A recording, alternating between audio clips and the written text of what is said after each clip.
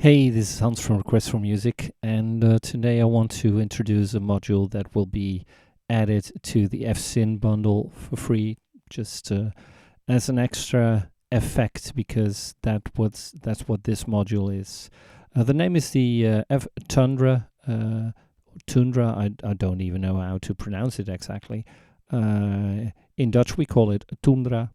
But anyway, it's sort of an effect, and what it does is it simulates a bit of wind, but for the rest it has a buffer inside that that you can use to sort of record some audio without really using it as a sampler. It's recording bits, and it's feeding that back into a loop, and you can all kinds of stuff with it, and then in the end it gives you some sound which is not a standard phaser, flanger, chorus, echo, reverb, or whatever.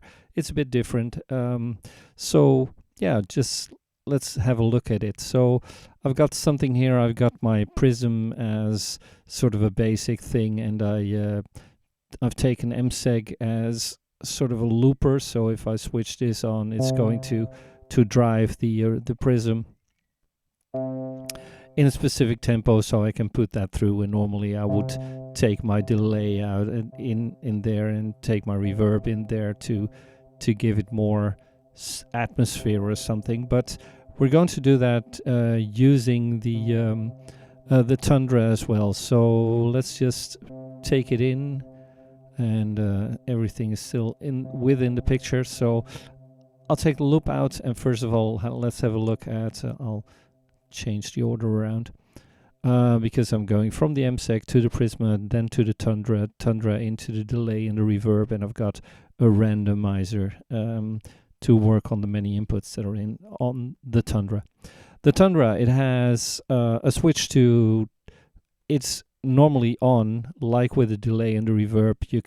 You should switch it on if you want the effect, otherwise it's sort of a bypass, so that makes it easier to bypass the stuff. It has a left and a right input, of course, and then there's first the stuff with the buffer. I've because I didn't want to sorry, I didn't want it to be too wide. I wanted to stick within one module width of the FSyn bundle, and so that means that I had to create shortcuts for a couple of these names. So this is smear, this is decay, swirl.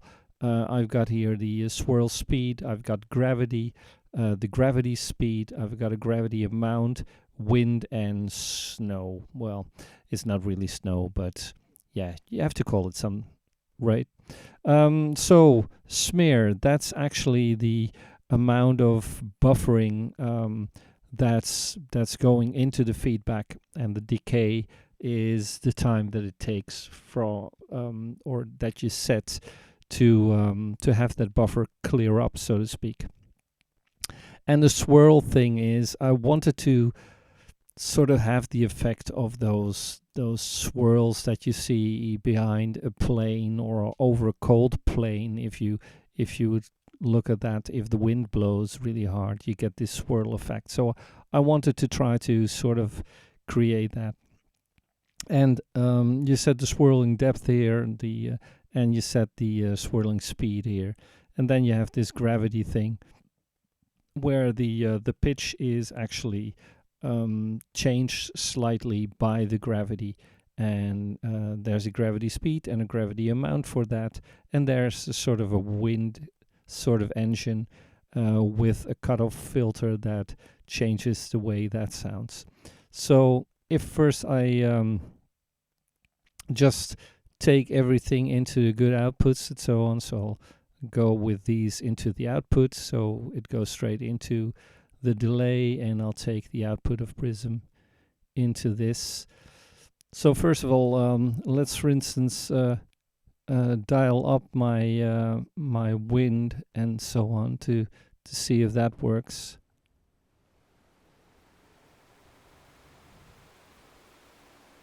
I'll dial the delay and the reverb back.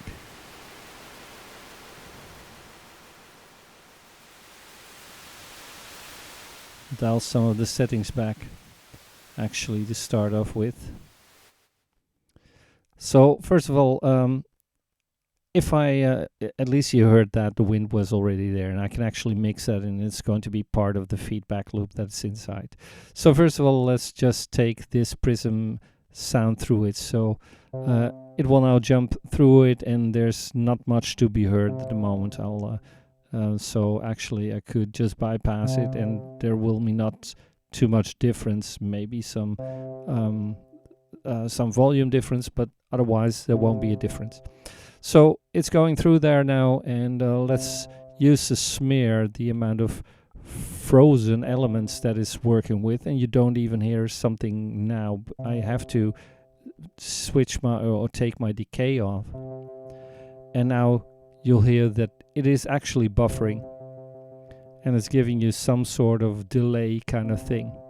And if I dial my swirl up, you hear that it's using two buffers, stereo buffer that is using to change that sound a bit, and I can change that speed of that, and of course I could, because every of those knobs has its own modulation input with attenuator on the bottom.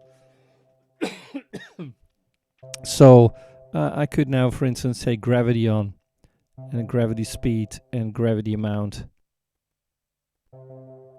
and it's dependent on the amount of they all sort of work together, so it's hard to tell only one setting. But you hear it's doing something. Let's do the AB, because this is the original signal and this is the signal through the Tundra. And as said, I can actually dial some wind in, which is going through the feedback loop as well, and use the filter in there. So especially when the settings for decay is higher, it's going to give you this sort of a frozen plane kind of effect in there. And best of all, of course, is that I can modulate some of that stuff. So let's start here, for instance, and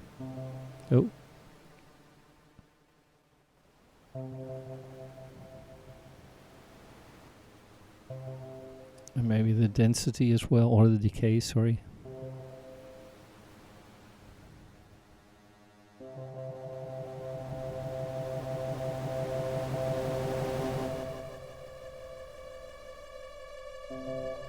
You have to be careful, of course, with all of those settings, because it is still a feedback loop.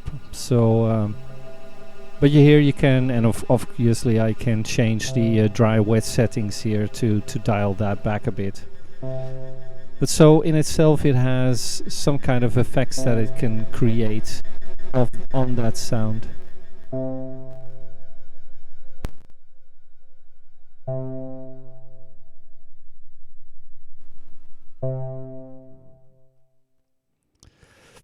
So yeah, anyway, it's kind of playing around to see what the best settings for the effect will be.